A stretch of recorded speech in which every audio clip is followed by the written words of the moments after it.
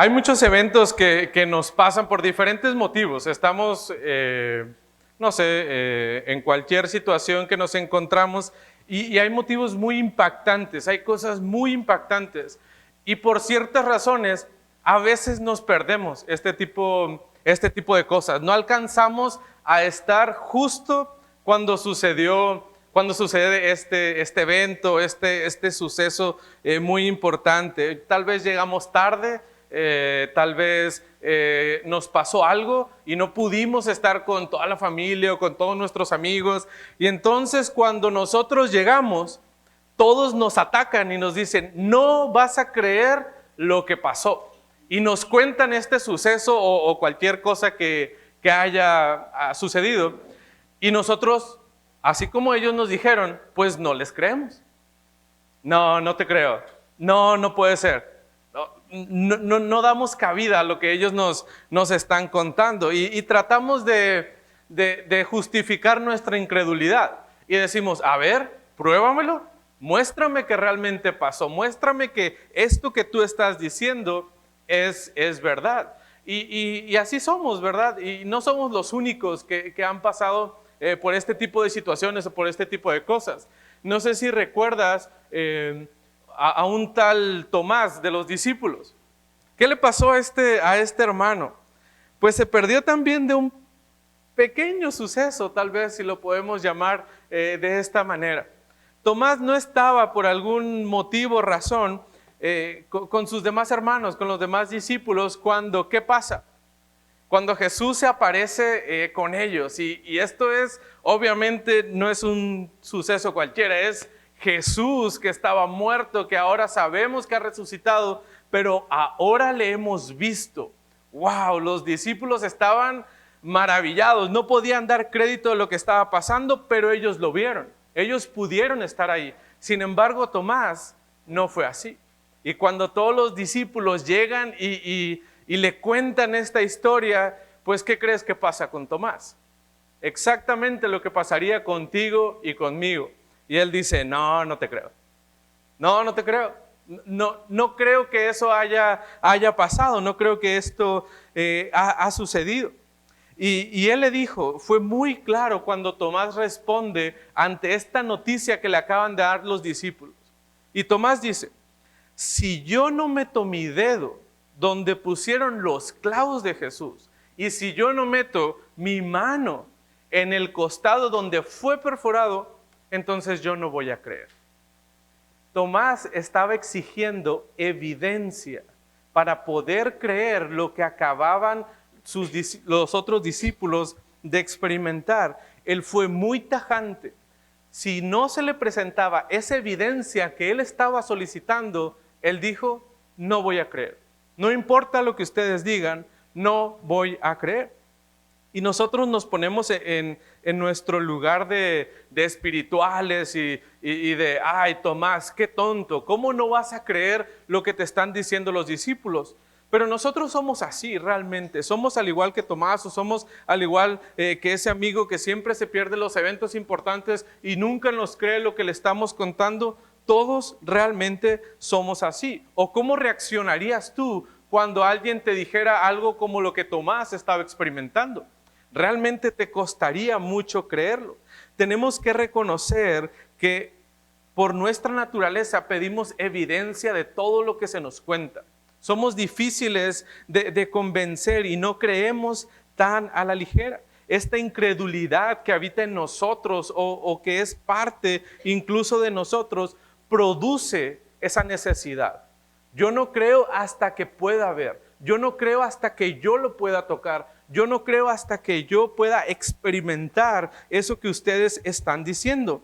Estas evidencias que solicitamos entonces son para sustentar en lo que nosotros vamos a creer, y así podemos depositar nuestra confianza en eso que nos están diciendo. Y sabes, Juan conoce nuestra condición. No solamente de nosotros, sino de cada creyente, porque así somos. Y por eso escribe esta carta, y por eso escribe incluso este pasaje, por lo que estos hermanos en la iglesia están experimentando, pero también por lo que están experimentando en esta guerra, si le podemos llamar de esta forma, con los gnósticos. Y Juan quiere dejar muy claro: ¿tú quieres evidencias? Aquí te van las evidencias. Juan nos prepara una defensa increíble de lo que será nuestra fe y nos deja esta preciosa verdad. Dios nos provee del testimonio de Jesús. Confía tu fe en Él. Deposita realmente tu fe en Jesús. Dios nos provee del testimonio de Jesucristo. Confía tu fe en Él. Y veremos en este pasaje que el testimonio que Juan nos presenta y lo que Él nos va a dar representa mucho para nosotros los creyentes. Es de vital importancia que nosotros podamos conocer lo que Él va a desarrollar en estos versículos. Y la primera lección que Juan nos quiere dar acerca de este pasaje es que nosotros debemos de confiar. Confía. Tenemos un testimonio sólido en Jesucristo. Confía, deposita realmente tu fe en Jesús, porque tenemos un testimonio sólido de Jesucristo. El versículo 6 empieza: este es Jesucristo. En esto se centra todo, en Jesucristo. Es lo más importante. Y Juan lo que está haciendo es realmente haciendo una conexión con lo que acabamos de estudiar la semana pasada. Versículo 5, hablábamos acerca de obtener la victoria. ¿Cómo nosotros, como creyentes, vamos a poder obtener esa victoria que tanto deseamos? Y el versículo 5 del capítulo 5 nos dice: ¿quién es el que vence al mundo, sino el que cree que Jesús es el Hijo de Dios? ¿Cómo venceremos al mundo entonces? Depositando nuestra fe en Jesucristo. Y Juan continúa con este mismo argumento. Entonces, este es Jesucristo. Nos va a presentar en quien nosotros debemos de confiar para que entonces podamos obtener esta victoria que deseamos como creyentes. Y la evidencia que Juan va a presentarnos a nosotros como creyentes y a la iglesia es una evidencia histórica irrefutable. No hay manera de que se pueda negar lo que Juan está a punto de presentarnos. ¿Y qué es este Jesucristo? ¿Quién es el que está presentando Juan como la solución a los problemas que estaban viviendo en la iglesia actualmente? Bueno, pues Jesucristo es, o esta persona, que vino mediante agua y sangre. No mediante agua solamente, sino mediante agua y sangre. ¿Qué es esto entonces de Jesucristo, el agua y la sangre? Acuérdate, Tomás quería ¿qué? Evidencia. Él quería poder poner su dedo en donde fueron puestos los clavos y meter su mano donde fue esa lanza atravesando el costado de Jesús. La evidencia produce entonces la fe, según la teoría de Tomás. Y no es lo que Juan quiere que nosotros logremos. Pero si necesitas evidencia, la evidencia puede hablar por sí sola. Y la evidencia de Jesucristo es históricamente irrefutable. Nos presenta dos cosas. Primeramente, el agua. ¿Qué tiene que ver el agua? ¿Qué nos importa el agua a estas alturas? Bueno, lo que Juan quería hablar o quería ejemplificar cuando estaba hablando del agua, estaba hablando específicamente del bautismo de Jesús. Hablando del bautismo de Jesucristo. ¿Y por qué mencionaría este hecho? ¿Por qué el bautismo tendría ese peso tan importante que necesitaban las personas para poder creer? Porque sucede algo muy importante durante el bautismo de Jesús. Es considerado también como el inicio de su ministerio. Es cuando realmente empieza a moverse como a cumplir la labor que Dios, su Padre, le había encomendado. Pero aparte, no fue un bautismo cualquiera como los que las personas estaban acostumbrados a ver normalmente. De hecho, Marcos capítulo 1, versículo 9, hablando específicamente del bautismo, nos dice esto: aconteció que en aquellos días Jesús vino de Nazaret de Galilea y fue bautizado por Juan en el Jordán, versículo 10. Y luego Cuando subía del agua, vio abrirse los cielos y al Espíritu como paloma que descendía sobre él. Y vino una voz del cielo que decía: Tú eres mi Hijo amado, en ti tengo complacencia. No era como el bautismo normal que las personas estaban acostumbrados a ver, y no era el bautismo normal incluso al que nosotros estamos acostumbrados. Era completamente diferente. Vemos cómo la manifestación de Dios Padre se ve presente en el bautismo de Jesús. Y probablemente algunos dirán: bueno, pues nadie se dio cuenta, solo estaba Juan y Jesús. Fue algo muy privado que ellos tuvieron que hacer, fue algo de lo que nadie se enteró. Entonces, esta evidencia que Juan está presentando no tendría tanto valor. Pero de hecho, el mismo Lucas nos dice en el capítulo 3, versículo 21, aconteció que cuando, hablando del bautismo de Jesús, aconteció que cuando todo el pueblo se bautizaba, Lucas, bien claro y bien puntual, todo el pueblo se bautizaba. También Jesús fue bautizado. Jesús se bautiza frente a una gran multitud. Muchas personas pudieron ver lo que estaba pasando en el bautismo de Jesús, y el pueblo entero contemplaba lo que acabábamos de leer hace algún momento, como Dios mismo daba testimonio de que este era su Hijo amado. ¿Qué más evidencia quieres? Que Jesús mismo haya recibido, digamos, la bendición de Dios, la aprobación por parte de Dios. El pueblo entero se pudo dar cuenta de esto. Entonces, su bautismo comprobaba quién era Jesús realmente. No era cualquier hombre, no era cualquier persona, sino que Él era el Hijo de Dios. ¿Y qué con la sangre? Esto es hablando del agua, pero ¿qué con la sangre? ¿Qué importancia o a qué se refiere Juan en esta segunda evidencia? Pues él nos presenta la sangre hablando acerca de la crucifixión de Jesús, lo que Jesús tuvo que pagar. Aquí nuevamente lo que presenta Juan no es algo que sucedió en lo privado, no es algo que en lo oscurito se llevó a cabo, sino que muchas personas podían dar testimonio, pudieron ver lo que Juan está hablando acerca de la crucifixión de Jesucristo.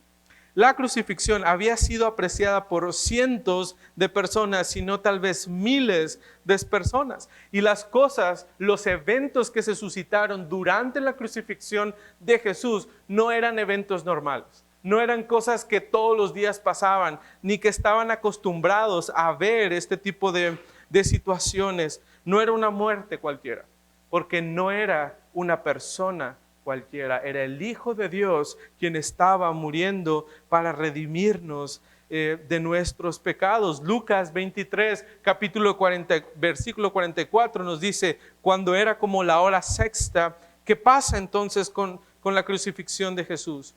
Hubo tinieblas sobre toda la tierra hasta la hora novena, y el sol se oscureció y el velo del templo se rasgó por la mitad. Entonces Jesús, clamando a gran voz, dijo: Padre, en tus manos encomiendo mi espíritu. Y habiendo dicho esto, expiró.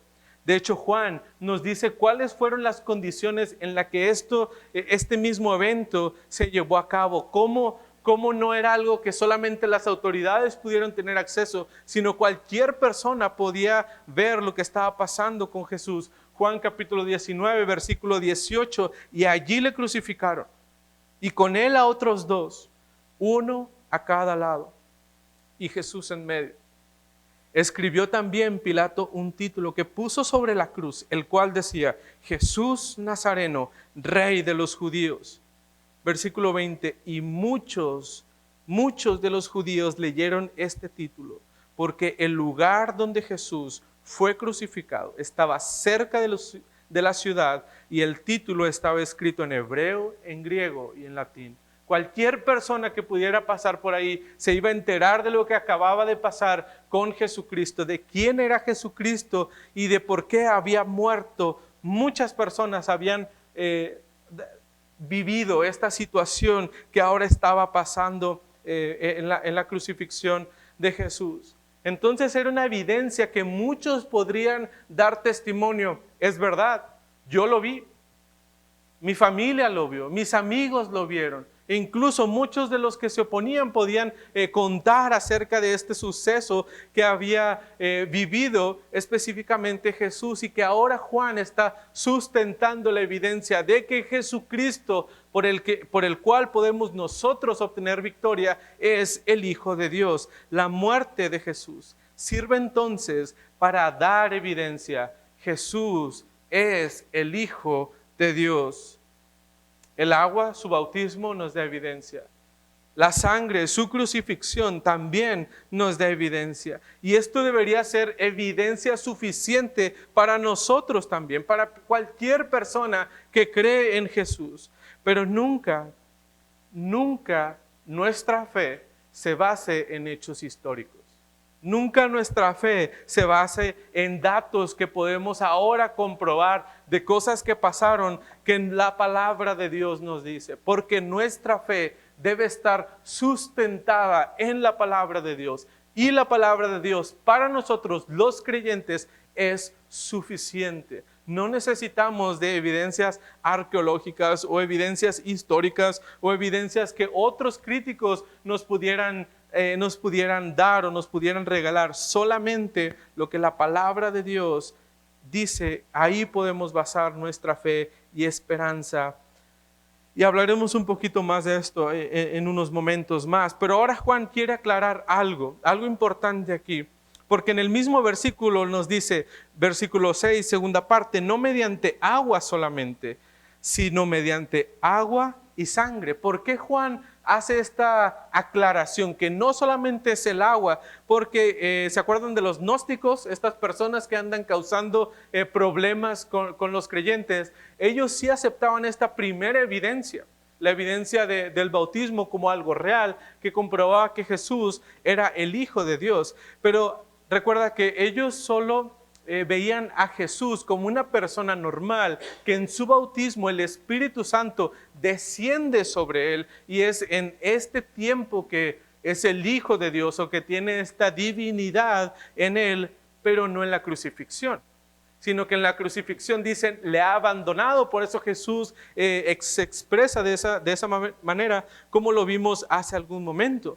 Pero abogaban entonces que solo el cuerpo de Jesús era de un hombre normal, que el Espíritu había tomado posesión y en la crucifixión había quedado abandonado por el Espíritu. Pero Juan nos dice, ambos son verdad, tanto bautismo como crucifixión. Y no solamente fue un hombre normal que ha sido poseído, que el Espíritu Santo ha tomado posesión de su cuerpo, sino que siempre ha sido el Hijo de Dios. Ambos son verdaderos. El testimonio de Jesús se compone de estos dos factores y son inseparables.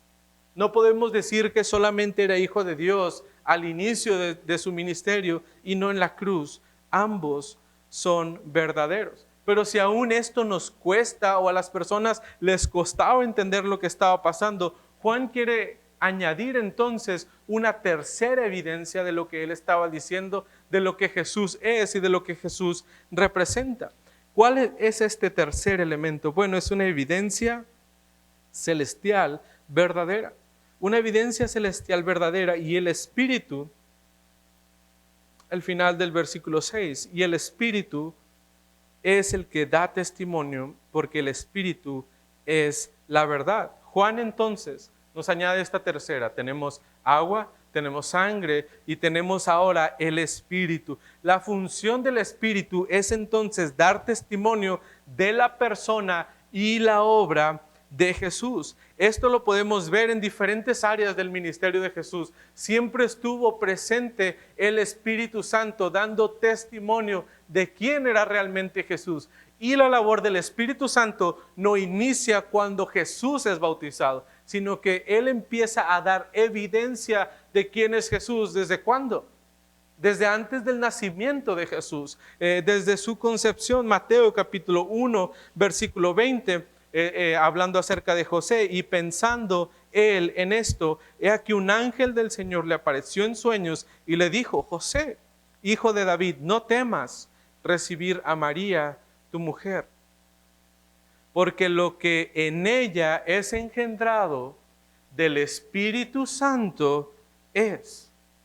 El Espíritu Santo no llega en el momento del bautismo, no, sino que siempre está presente en la vida de Jesucristo. Lo vimos ya hace un momento también en el bautismo, y Mateo capítulo 3 versículo 16 nos dice: y Jesús, después de que fue bautizado, subióle luego del agua, y aquí los cielos le fueron abiertos y vino el Espíritu de Dios que descendía como paloma y venía sobre él. Siempre asegurando quién es Jesús realmente. Y en su ministerio, Lucas capítulo 4 versículo 21 nos dice: Jesús, lleno del Espíritu Santo, volvió del Jordán y fue llevado ¿por quién? Por sus ganas, por lo que las personas decían, por lo que él quería, no, por el Espíritu al desierto. Siempre el Espíritu y Jesús dando evidencia de esta comunión que ellos tenían, y el uno dando testimonio de lo que era el otro realmente. El Espíritu entonces es un elemento necesario, pues había estado presente en toda la vida terrenal de Jesús. Pero además de esto, Juan añade algo muy importante al terminar esta frase. Porque esta evidencia no solamente es una histórica que no se puede refutar, sino que también es una evidencia celestial, pero es una evidencia que valida y unifica. No son elementos por separado, sino que todo es una unidad. Versículo 7 y versículo 8, porque tres son los que dan testimonio. Y aquí voy a hacer un gran paréntesis, porque tres son los que dan testimonios. Nos vamos hasta la última parte del versículo 8, el Espíritu, el agua y la sangre, y estos tres concuerdan. Y antes de entrar a este punto, me gustaría aclarar una situación en estos versículos. Han dado mucho debate, mucho de qué hablar estos versículos o esta porción. Y el debate se centra en esta porción. Versículo 7, parte B, si empezamos desde en el cielo, el Padre, el Verbo y el Espíritu Santo. Y estos tres son uno. Y estos tres son los que dan testimonio en la tierra. A esta sección de estos versículos se le conoce o se le ha dado el título de la coma juanina. ¿Y qué es esta coma juanina? Bueno, parece que esta parte específicamente no se encuentra en los manuscritos más antiguos que se han encontrado acerca de la carta de Primera de Juan. Parece que esto ha sido añadido por los copistas. ¿Se acuerdan que Andrés nos platicaba un poquito acerca de esto? Los copistas tenían esa función de estar copiaban las escrituras y hacían ciertas anotaciones para que el otro copista pudiera ver esa anotación y entender un poquito lo que estaba sucediendo ahí. Bueno, parece que esta anotación que hicieron algunos o algún copista se llegó a malentender si era o una anotación o si era parte de las escrituras. Ahora, nosotros podemos juzgar en este momento, pues es un error muy, muy tonto, pero recordemos las circunstancias en las que ellos estaban trabajando, el papel o el papiro en el cual ellos escribían, la tinta que ellos utilizaban, y todo esto se podía malinterpretar y se podía dar lugar a este tipo de pequeños errores que se podían cometer. Entonces, esta porción estaba escrita al margen como un comentario, pero parece que metiéndose poco a poco hasta que en algunos manuscritos, y esto es muy importante, en los manuscritos que se encuentra como parte de las escrituras son muy nuevos, fueron escritos muy a nuestra época, entonces eso le resta muchísima validez a estas anotaciones. Fueron agregadas recientemente, lo podemos decir. Tendríamos que hablar entonces de lo que es el Textus Receptus, y es en lo que está basada la versión que nosotros tenemos de las Escrituras. Esta obra fue realizada por Erasmo de Rotterdam, y este hombre prácticamente es el trabajo de su vida, lo que él trata de hacer, una compilación de lo más exacta posible acerca del texto que se encontraba del Nuevo Testamento. Y este hombre hace 3 ediciones de este Textus Receptus, y en las primeras 2 ediciones él no contempla esta coma juanina como parte de las Escrituras, pero él se estaba enfrentando a mucha presión para que él pudiera añadir esta parte a las Escrituras. Entonces, él hace la promesa: si encuentran evidencia, otra vez, de que esto es verdadero, yo lo voy a agregar y va a ser parte de las Escrituras. Y se encontró esta evidencia muy nueva, muy fresca. Entonces, él tuvo que hacer caso de esta presión y anotarlo como parte de las Escrituras. ¿Por qué le presionaban a Erasmo para que pudiera agregar esta parte en el Textus Receptus? Porque las personas decían que apoyaba directamente la doctrina de la Trinidad. Y si tú quitas esta parte de las Escrituras, entonces no podremos defender la doctrina de la Trinidad. Y esto es falso. Esto es falso, porque la doctrina de la Trinidad no se basa solamente en esta porción de las Escrituras, sino que a lo largo de ellas podemos dar evidencia, e incluso algunos de los versículos que hemos leído en esta mañana podrían dar evidencia de la Trinidad, de lo que ellos estaban tratando de defender. Y es por eso que ha sido agregada esta porción, pero pues se duda que realmente haya estado en la carta que originalmente Juan escribe. Ahora, como iglesia, ¿qué posición tenemos ante esta situación? Bueno, como iglesia creemos en la inspiración verbal y plenaria de las Escrituras. Confiamos que lo que nosotros tenemos en nuestras manos es la palabra de Dios, dada por Dios directamente, y son inefables e inerrantes y dignas, por lo tanto, de toda nuestra confianza. Hermano, esta pequeña porción no va a cambiar lo que nosotros creemos, ni cómo vemos a Jesús, ni modifica para nada el Evangelio, que es el centro de nuestra fe.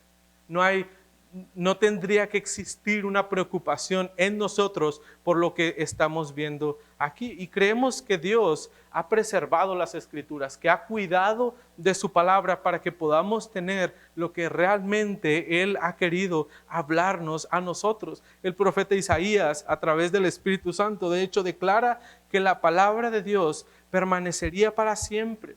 La hierba se seca y se marchita la flor, mas ¿qué es lo que permanece? Mas la palabra de Dios nuestro permanece para siempre. Y detalles como estos, hermanos, nuevamente no afectan lo que usted y yo creemos, no afecta quién es Jesús, no afectan el Evangelio, ni tampoco la doctrina de la Trinidad, sino que han sido errores que los copistas cometieron, y al igual que usted y que yo, nos podemos equivocar en muchas de las cosas que nosotros hacemos. Cerramos el paréntesis en cuanto a esto, y probablemente si no quedó muy claro lo que acabo de explicar, podríamos hablar un momento más tarde y hablar muchas cosas más, detalles que pudiéramos dar acerca de esto.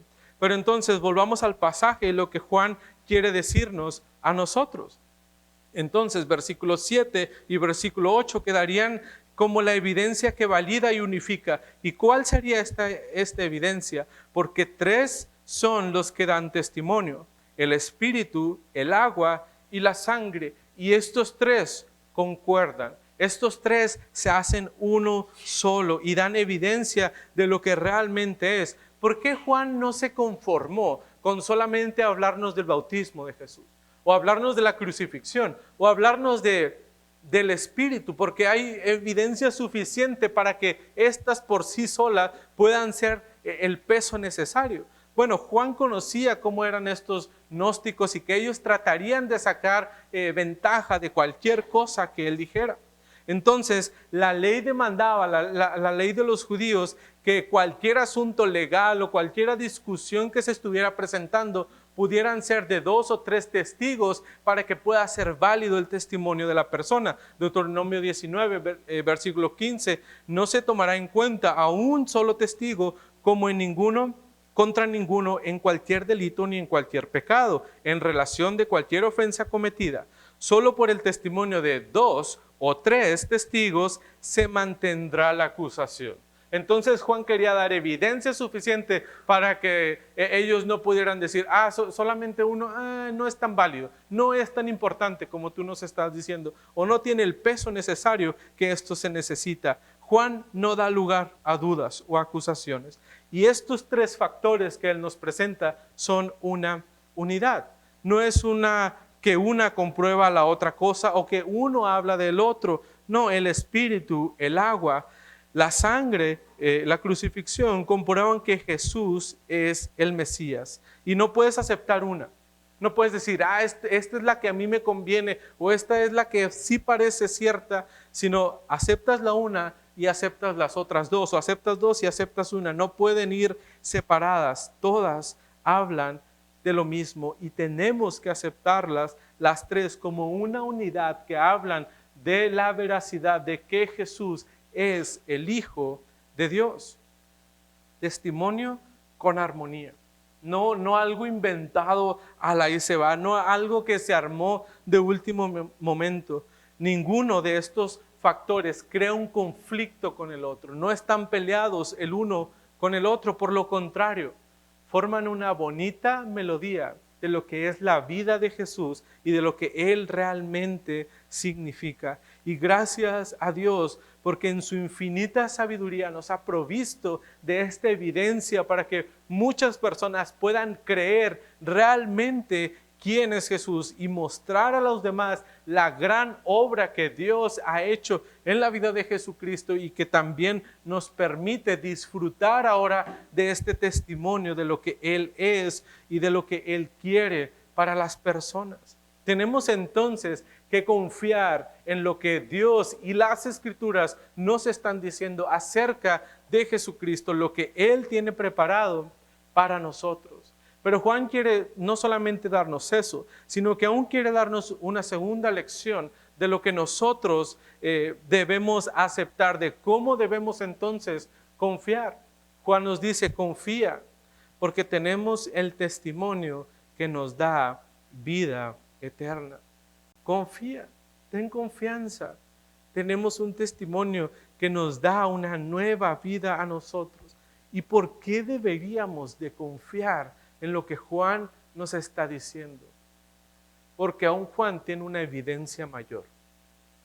Ha presentado cosas válidas que nadie puede refutarlas, pero aún Juan tiene una evidencia mayor. Versículo 9 nos dice entonces, si recibimos el testimonio de los hombres, hemos hablado lo que considerábamos hace un momento como testimonio o evidencia histórica, lo que los hombres podían dar crédito de eso. Y Juan nos dice, entonces nos está planteando una condicionante. Si creemos en estas cosas, si has aceptado el bautismo, si has aceptado la crucifixión de Jesús y que el Espíritu Santo dé testimonio acerca de esto, pues aún te regalo una evidencia mayor. ¿Y sabes cuál es esta evidencia? El testimonio de Dios. Dios mismo dando testimonio de quién es Jesucristo. Claro que es un testimonio válido de los hombres, pero si lo quieres poner en la balanza, cuando pones el de Dios es mucho mayor, mucho más importante, de mucho mayor peso. Mayor es el testimonio de Dios. Juan quiere realzar el testimonio de Dios por sobre las cosas que hemos visto hace algún momento, porque lo que Dios dice es mucho más importante de cualquier otra cosa. Y es bien importante que nosotros tratemos de ver que Juan no trata de convencernos del peso que tiene el testimonio de Jesús. No, él lo da por sentado. Lo que Dios habla, eso es lo que realmente importa. Y entonces ¿En qué se enfoca Juan al exponernos el testimonio de Jesús? Perdón, el testimonio de Dios. Pues, ¿en qué es el testimonio? ¿Qué es lo que Dios dice? No si tiene valor o no, sino en el contenido de este testimonio.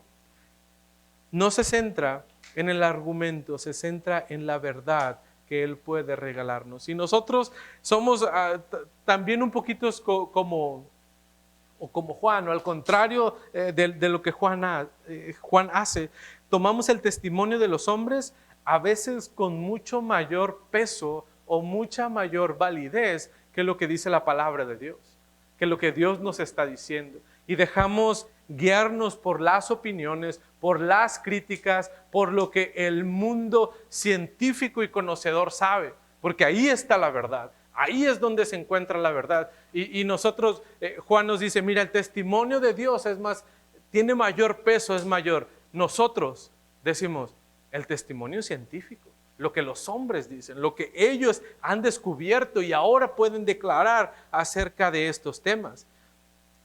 Y algunos de nuestros argumentos pueden ser, es que los tiempos son diferentes, la sociedad ha cambiado, los conflictos o problemas que nosotros estamos enfrentando son diferentes. Por eso nuestra atención se debe de centrar en lo que estos hombres que están viviendo, lo que nosotros estamos viviendo, podemos creer y confiar en lo que ellos dicen. Hermano, ¿en quién estás poniendo tu confianza realmente? ¿En lo que este mundo dice? Porque acuérdate, los gnósticos se daban golpes de pecho con esto. Nosotros tenemos el conocimiento verdadero. Nosotros sí decimos la verdad. Nosotros sí hacemos las cosas con una sabiduría mayor que la que ustedes pudieran encontrar. Y a veces este mundo a nosotros nos está seduciendo. Su conocimiento nos impresiona, nos llena los ojos y nos dejamos llevar por estas corrientes. Debemos de tener cuidado como creyentes en realmente quién tiene mayor peso. Si Dios, lo que dice su palabra, o lo que este mundo nos dicta, y creemos en esto. El creyente debe de vivir su vida en base a lo que Dios manda y ordena para sus hijos. No lo que este mundo nos está dictando y este mundo nos está diciendo. Ten cuidado de seguir las corrientes o tendencias de este mundo. Sigue solamente el consejo y el testimonio de Dios. ¿Y cuál es este testimonio entonces de Dios? Porque este es el testimonio con que Dios ha testificado acerca de su Hijo. Dios ha venido construyendo el testimonio de Jesús a lo largo de su vida terrenal. No es que ahora estoy presumiendo y hablando acerca de quién es Jesús. Acuérdate la voz en el bautismo, la transfiguración que los apóstoles algunos de los apóstoles pudieron experimentar. Su entrada a Jerusalén cumpliendo con todo lo que la ley entonces había escrito acerca de el Mesías. Cada uno de los milagros que Jesús pudo realizar era un testimonio del poder de Dios obrando a través de Jesucristo y dando testimonio. Jesucristo realmente es el Hijo de Dios. Dios ha estado trabajando en su vida, lo ha ido guiando en todo este proceso. Dios entonces deja claro, sí, este es el Mesías, este es el que el pueblo esperaba, el que Él mismo había prometido. Jesús, por lo tanto, es la evidencia central en lo que nosotros realmente debemos de confiar, porque Dios mismo manda esta evidencia. Dios nos da a Jesucristo como la evidencia de que Él es el Hijo de Dios. Muy claro y muy simple realmente. Pero ahora esa evidencia que el Padre nos ha dado es una evidencia viva en nosotros. Ahora cobra sentido en nuestras propias vidas. Juan nos hará un contraste entre lo negativo y lo positivo, entre lo blanco y lo negro, como lo ha venido haciendo a lo largo de esta carta. Y la clave nuevamente de este argumento es Jesús. ¿Qué nos dice entonces el versículo 10? El que cree en el Hijo de Dios tiene el testimonio en sí mismo. El que cree en el Hijo de Dios tiene el testimonio en sí mismo. La evidencia más grande para el creyente de que Jesús es el Hijo de Dios es que el creyente o la persona pueda depositar su fe en Jesucristo, confiar en Jesucristo como el Hijo de Dios. Se requiere fe para hacerlo. Exactamente. De esto se trata. El que cree en el Hijo de Dios ahora posees el testimonio en sí mismo, puede dar evidencia a él de lo que realmente es Jesús. Creer es la clave. Creer es la clave. Y cuando te decides a hacerlo, ahora el testimonio vive en ti. Qué sencillo.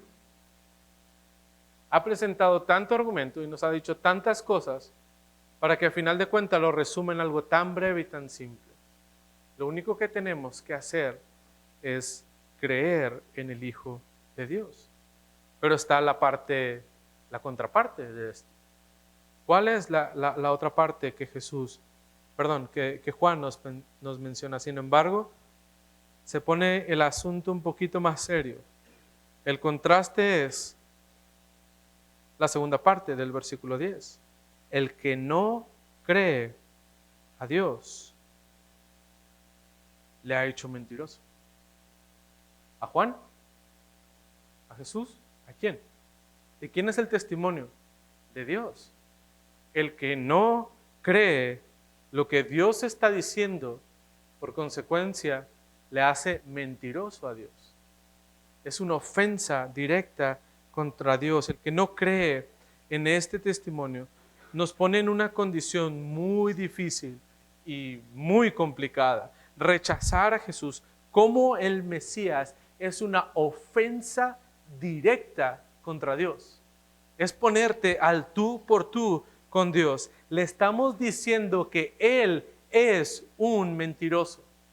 O sea, son palabras mayores. No es como que luego lo veo. No es como que solamente mira esto de Jesús, yo no lo creo. No, no crees en Jesús y automáticamente te pones en contra de Dios. Le estás ofendiendo a Dios, le estás llamando mentiroso. Tú tienes el valor al rechazar que Jesús es el Mesías de llamar mentiroso al Dios todopoderoso, todo omnisciente, y tú le dices mentiroso. Claro que no. Claro que esto de Jesús no puede pasar. Te pones en contra de Él porque lo rechazaste, nada más. Porque no había evidencia suficiente para creer en Jesús. Y el no creer en el testimonio de Dios realmente debería de darnos miedo lo que estamos haciendo. Porque no ha creído en el testimonio de Dios, ha dado acerca de su Hijo. Termina el pasaje. El que no cree en el Hijo de Dios le ha hecho mentiroso. ¿Por qué? Porque no ha creído en el testimonio que Dios ha dado acerca de su Hijo. Y podríamos pensar, un poquito exagerado, Juan, como que se te pasó la mano aquí. No es para tanto. Pero solamente hay dos formas, según Juan, de que tú puedas llamar mentiroso a Dios Todopoderoso. Y esta es una de las formas, rechazando a Cristo. Y la otra lo vimos hace algunos meses en Primera de Juan, versículo 10 del capítulo 1, dice, si decimos que no hemos pecado, ¿qué pasa? Le hacemos a Él mentiroso y su palabra no está en nosotros. Entonces, hay dos formas en las que tú le puedes decir mentiroso a Dios. Número uno es no creo en Jesús y número dos le dices, no, yo no he pecado, yo soy todo bueno. O sea, ¿en qué cabeza cabe? ¿Cómo se te ocurre llamar a Dios mentiroso? Y sabes, tú y yo sabemos que no podemos decir que no hay pecado en nosotros. Si tú te conoces, sabes que eso es mentira y tú eres el mentiroso, no Dios es el mentiroso. Pero aún así nos atrevemos a ir en contra de Dios, a rechazar lo que Él nos ha dado, rechazar el Evangelio, rechazar a Jesucristo como su Hijo, poniéndole a Él en esa posición en la que nosotros realmente deberíamos de estar. Cualquiera de estas dos afirmaciones son muy graves, y esto no solamente lo hace el inconverso, sino que a veces como creyentes nos ponemos en esa posición. No, yo no he pecado, yo soy toda santidad, yo prefiero a Jesús por cualquier otra cosa, yo creo realmente en Jesús. Pero a veces, Mario nos mencionaba la semana pasada, cuando estamos en ese punto de pecar, ¿realmente recuerdas a Jesús? ¿Realmente Jesús es el que te da la victoria? ¿O a veces lo hacemos por el moralismo? ¿O pensamos que eso no nos afecta a nosotros? ¿O pensamos que eso no es pecado? Y estamos dejando que la corriente nos lleve, en vez de realmente tomar una decisión por Dios y poner a Dios en la posición en la que Él debe estar, sentar a Dios en la posición de Rey y Señor sobre nuestra vida. Pero a veces decimos, no Dios, tú hazte a un lado, yo soy el Rey de mi vida. Yo decido creer en lo que yo pienso que es lo correcto y yo actúo como yo decida porque así me gusta o porque yo lo considero de esta manera. Cuidado. Cuidado cuando nosotros empecemos a tomar este tipo de decisiones, porque estamos poniendo a Dios como mentiroso. Nosotros, los creyentes, que decimos amar a Dios, ¿cómo estamos viviendo realmente nuestras vidas? Dejemos que Dios esté en la posición que le corresponde y a nosotros humillarnos delante de su posición como nos corresponde a nosotros, como fieles seguidores de Él, porque Él es el único que tiene la verdad y debemos de confiar en su dirección para nuestras vidas, así como el Padre obró en la vida de Jesucristo, guiándolo en todo momento de su ministerio, incluso en las decisiones difíciles o situaciones complicadas que nosotros podríamos pensar, pero Dios siempre le guió de la forma en la que Dios mismo se pudiera llevar la mayor gloria. Confía también tú que Dios está obrando en él, pero todo se trata de creerle a Dios, de creer en su testimonio, de creer en su Hijo y en su obra, lo que Él ha hecho para nosotros. Entonces eso producirá una esperanza. Tu esperanza y victoria solamente la podremos encontrar en Jesús. Solamente en Jesús podemos estar cimentada nuestra fe y también obtener esa victoria que tanto deseamos y anhelábamos, que platicábamos, que hablábamos la semana pasada. Versículo 11, este es el testimonio, que Dios nos ha dado vida eterna y esta vida está en su Hijo. La esencia del mensaje de Juan, el testimonio de Dios Padre es poder dar vida eterna a través de Jesucristo. Solamente a través de Él es que usted y yo podemos encontrar esa vida, esperanza y victoria que tanto anhelamos.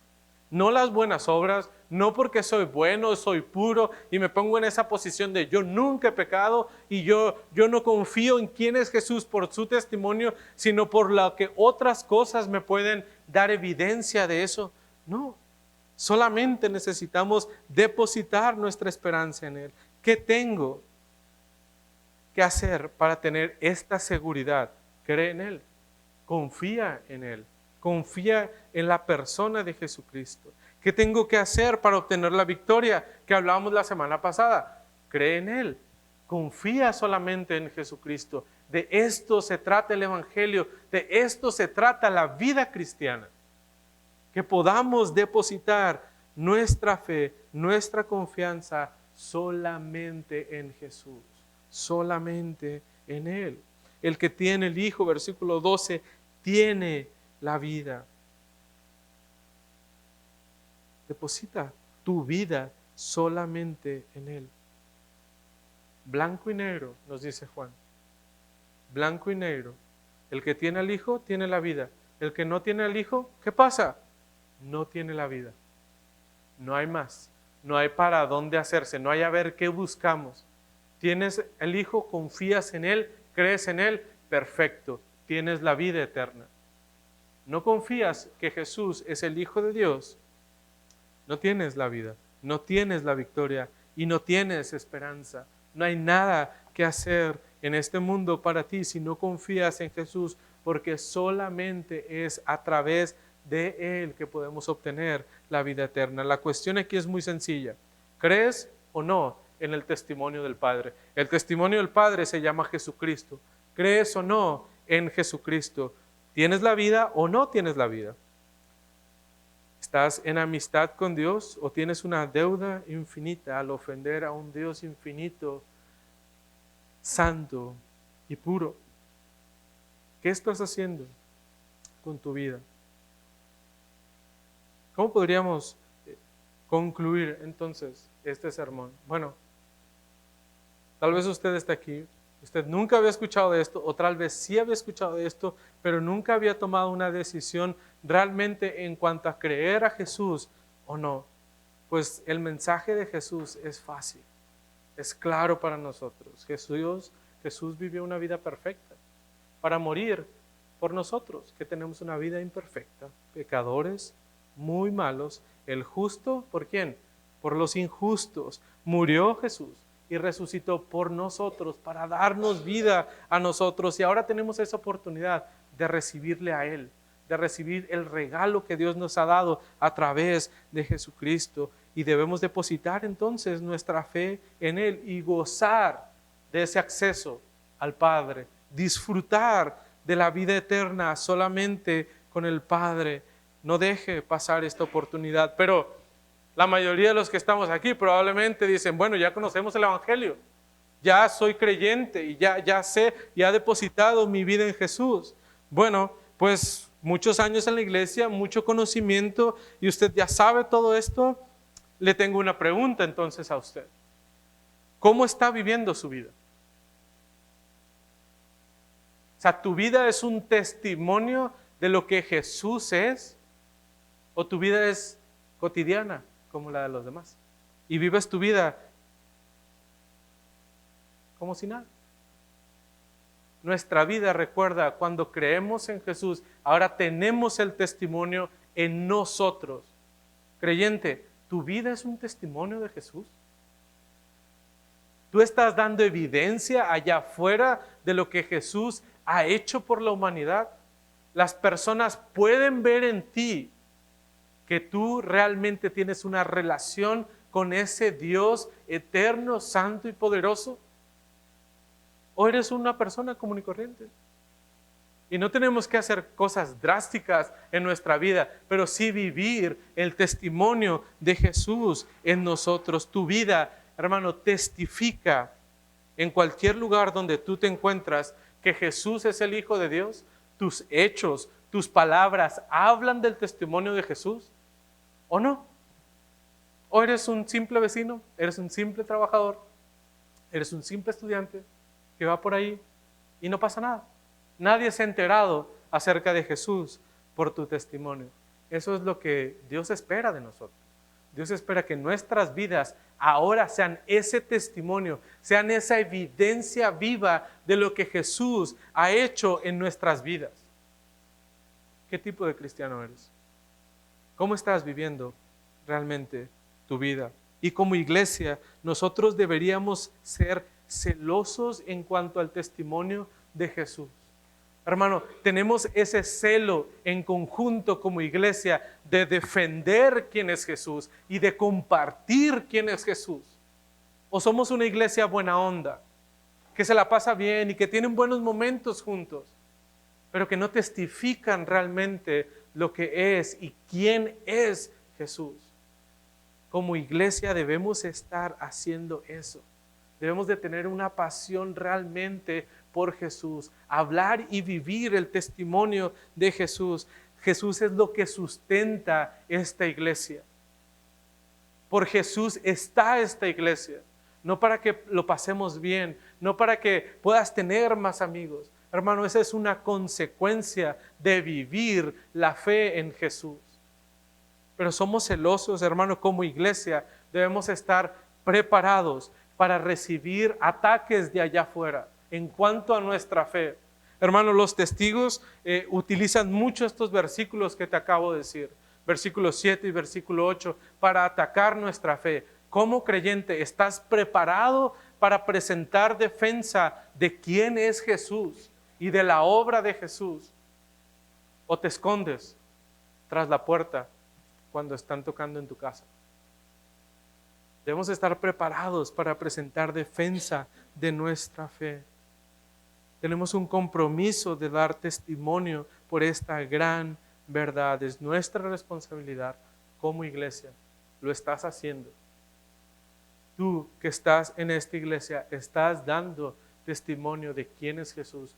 Tu vida como creyente da testimonio, es un testimonio vivo de quién es Jesús. Hermano, ¿qué estás haciendo con Jesús? Dios lo ha dado todo por nosotros. Nos corresponde ahora dar ese testimonio al mundo allá afuera de compartir la gran verdad de Jesús. Oramos. Padre, tenemos que pedir perdón porque hemos tenido en poco a veces tu testimonio. Hemos despreciado la obra de Jesús por seguir nuestros deseos, por seguir lo que nosotros creemos, lo que según nuestro intelecto y nuestra sabiduría humana nos dictan. Padre, ayúdanos a que podamos depositar nuestra fe únicamente en Jesús y que podamos vivir vidas que allá afuera puedan dar una evidencia y un testimonio de lo que Jesús es y de la obra que Jesús puede hacer en la vida del creyente.